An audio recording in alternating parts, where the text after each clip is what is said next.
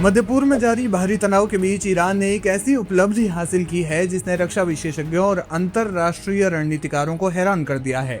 Israel द्वारा हवाई हमले में तबाह की गई याहियाबाद रेलवे ब्रिज को ईरानी इंजीनियरों ने रिकॉर्ड 72 घंटों के अंदर फिर से खड़ा कर दिया।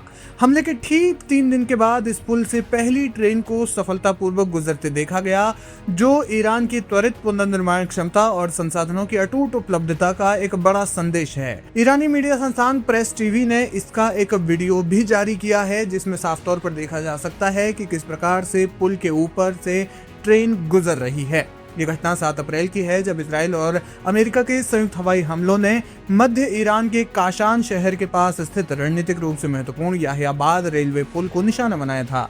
इजरायली रक्षा बलों ने दावा किया कि इस रेलवे ब्रिज का उपयोग हथियार, मिसाइल लॉन्चर और सैन्य साजो सामान की तस्करी के लिए किया जा रहा था। हमले से कुछ घंटे पहले इजराइल ने नागरिकों के लिए एक दुर्लभ चेतावनी जारी की थी, जिसमें उन्हें शाम 9 बजे तक ट्रेनों के इस्तेमाल से बचने की सलाह दी गई थी। इस्फहान प्रांत के अधिकारियों के अनुसार इस हमले में 2 लोगों की मौत हो गई थी और 3 अन्य घायल हुए थे।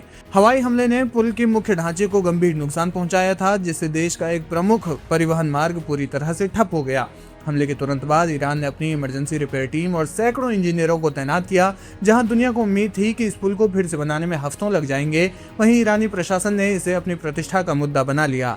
ईरानी मीडिया आउटलेट्स जैसे तस्नीम न्यूज एजेंसी और प्रेस टीवी ने 10 अप्रैल को वीडियो जारी किए, जिसमें नई रेल पटरियों पर ट्रेन को चलते देखा जा सकता है।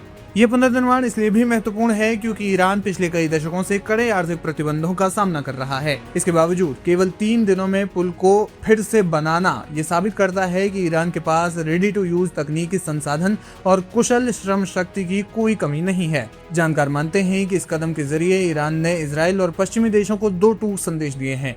ईरान ने दिखाया है कि उसके महत्वपूर्ण ढांचे इतने लचीले हैं कि उन्हें पूरी तरह से नष्ट करना मुश्किल है। युद्ध के समय में बुनियादी ढांचों की इतनी तेजी से मरम्मत दुश्मन के मनोबल को गिराने का काम भी करती है। ये ईरान की न झुकने और मजबूती से खड़े होने की नीति का प्रतीक बन गया है। 11 अप्रैल तक काशान और आसपास के क्षेत्रों में रेल सेवाएं पूरी तरह से बहाल कर दी गई हैं। हालांकि इलाके में तनाव अभी भी चरम पर है, लेकिन याहियाबाद ब्रिज पर फिर से दौड़ती ट्रेनों ने ये साबित कर दिया है, ये स्पष्ट कर दिया है कि ईरान अपने लॉजिस्टिक नेटवर्क को किसी भी कीमत पर रुकने नहीं देगा।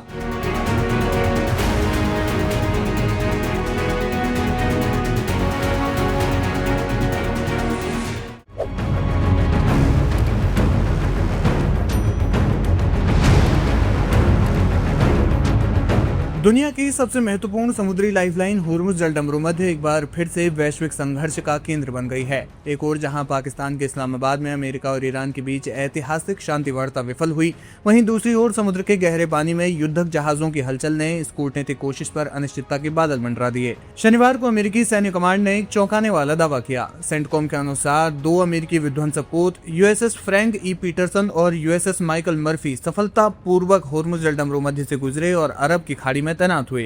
अमेरिकी अधिकारियों का तर्क है कि ये कोई उकसावे की कार्रवाई नहीं बल्कि माइन क्लियरेंस ऑपरेशन का हिस्सा है। अमेरिका का आरोप है कि ईरान के रेवोल्यूशनरी गार्ड्स ने इस अंतर्राष्ट्रीय जलमार्ग में समुद्री बारूदी सुरंगें बिछाई है, जिससे वैश्विक ऊर्जा सुरक्षा खतरे में है।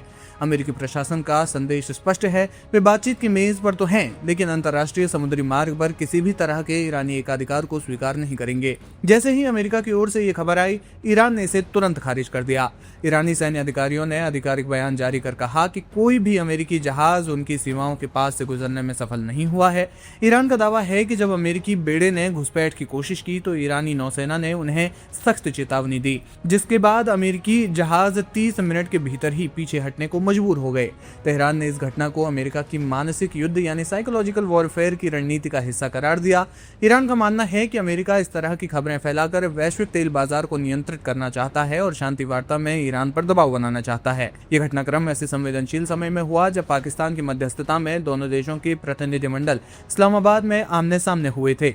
इस वार्ता का मुख्य उद्देश्य फरवरी 2026 से जारी समुद्री गतिरोध को समाप्त करना और क्षेत्र में स्थायी शांति स्थापित करना है। ईरान ने सवाल उठाया है कि अगर अमेरिका वास्तव में शांति चाहता है तो उसने बातचीत के दौरान अपने अत्याधुनिक विध्वंसक पोत विवादित क्षेत्र में क्यों भेजे। पाकिस्तान ने दोनों देशों को जॉइंट मैरीटाइम पेट्रोलिंग का प्रस्ताव दिया है, समुद्र में बढ़ते इस तनाव के बीच इस प्रस्ताव पर सहमति बनना अब नामुमकिन सा लग रहा है। होर्मुज से दुनिया का लगभग 20 से 30% तेल गुजरता है। इस नए विवाद के कारण कच्चे तेल की कीमतों में फिर से उछाल आने की आशंका बढ़ गई है, जिससे वैश्विक अर्थव्यवस्था पर दबाव बढ़ रहा है।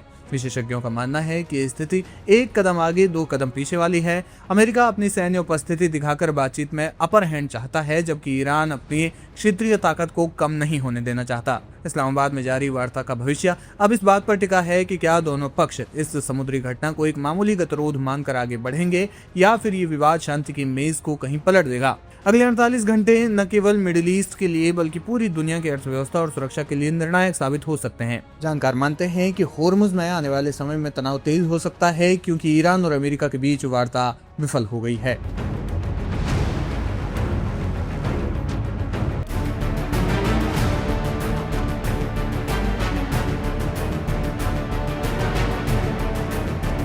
ईरान और अमेरिका के बीच युद्ध विराम को लेकर इस्लामाबाद में चल रही वार्ता विफल हो गई है। अमेरिकी उपराष्ट्रपति जेडी वेंस ने रविवार को घोषणा की कि ईरान के साथ जारी उच्च स्तरीय वार्ता किसी समझौते पर पहुंचे बिना ही समाप्त हो गई है।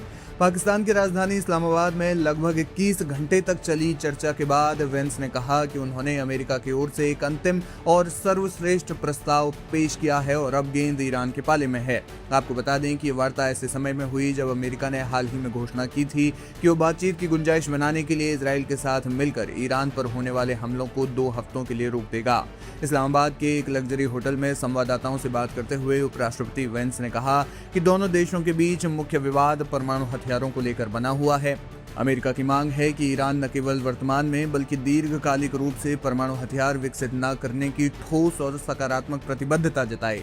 वहीं ईरान ने भी अपनी प्रतिक्रिया दे दी है। इस वार्ता के फेल होने पर तेहरान का कहना है कि अमेरिका के द्वारा अत्यधिक मांगे रख दी गई थी, परमाणु कार्यक्रम पर नहीं मिला जवाब। ईरान का परमाणु कार्यक्रम हमेशा से ही इजराइल और अमेरिका के लिए चिंता का विषय रहा है। इस वार्ता में अमेरिका की हमेशा की तरह ही वही शर्त थी, ईरान को अपने परमाणु कार्यक्रम से पीछे हटना होगा। मामले पर टिप्पणी करते हुए जेडी वेंस ने कहा, सीधी सी बात है कि हमें एक सकारात्मक आश्वासन चाहिए कि वे परमाणु हथियार नहीं बनाएंगे और न ही उन उपकरणों को हासिल करने की कोशिश करेंगे जिससे भविष्य में तेजी से बम बनाया जा सके। सवाल यह है कि क्या हम ईरानियों में परमाणु हथियार न बनाने की दृढ़ इच्छा शक्ति देखते हैं? अभी तक हमें ऐसा कुछ नहीं दिखा है, लेकिन हमें उम्मीद है कि भविष्य में दिखेगा। गौरतलब है कि ईरान लगातार ये दावा करता रहा है कि उसका परमाणु कार्यक्रम शांतिपूर्ण उद्देश्यों के लिए है, लेकिन अमेरिका और इजराइल इस पर भरोसा नहीं करते। इसी तनाव के चलते 28 फरवरी को शुरू हुए युद्ध के दौरान और पिछले साल भी इजराइल और अमेरिका ने ईरान के संवेदनशील ठिकानों पर बमबारी की थी। वेंस ने इस बात पर जोर दिया कि राष्ट्रपति डोनाल्ड ट्रंप के निर्देशों के अनुसार अमेरिकी प्रतिनिधिमंडल ने बातचीत में काफी लचीलापन दिखाया और नेक नियत के साथ समझौते की कोशिश की। दिलचस्प बात यह है कि एक दिन पहले ही वाशिंगटन में ट्रंप ने कहा था कि उन्हें इस बात की ज्यादा परवाह नहीं है कि दोनों पक्ष किसी समझौते पर हस्ताक्षर करते हैं या नहीं। इस पर वेंस ने स्पष्टीकरण देते हुए कहा कि राष्ट्रपति ने हमसे कहा था कि हमें पूरी ईमानदारी के साथ प्रयास करना चाहिए। हमने वही किया, लेकिन दुर्भाग्य से हम कोई खास प्रगति नहीं कर पाए।